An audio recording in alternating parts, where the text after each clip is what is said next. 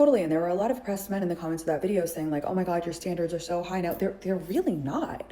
That's the most insane thing, is that most women that I talk to who call my show, who write to me, say, this guy literally just didn't even ask me any questions on the date that I was on. This guy couldn't even like make a reservation. Did you ever consider the fact that men can get very nervous on dates? And I know it sucks to sit opposite someone so boring who can't even ask you a question. Maybe he's socially illiterate or has no social skills. That's possible. However, we've also got to develop a little empathy for what a man may be going through at the same time, not just what we're getting out of the relationship. Sure, we're frustrated. Sure, it sucks. However, is there a reason? And is that reason a total deal breaker?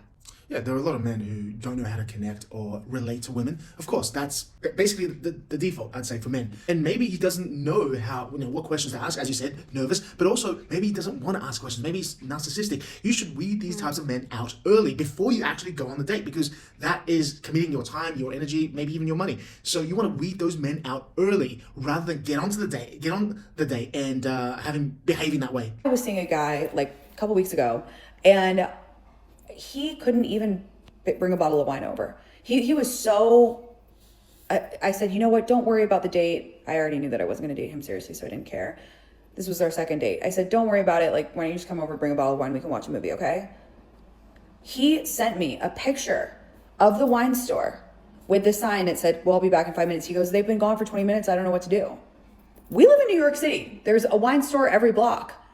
I was like, Jesus Christ, like, sometimes you don't build enough rapport so that the man doesn't give a shit anyway. Yeah.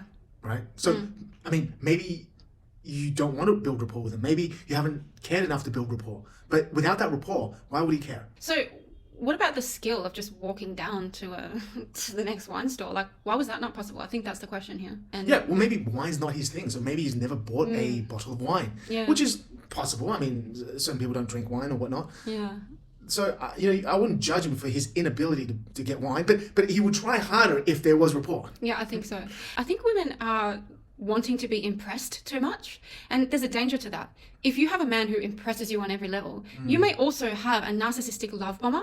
So be careful with what you wish for, because although I understand it, of course we all want a capable, articulate, dashingly handsome man who can take us places we can't take ourselves. That is what we all want. But this is life here. We have to live in reality. You have to balance the trade-off between wanting a man to show off and wanting to actually build rapport and connect with that man. If you want more from us, go to reneeslinks.com. We'll see you there.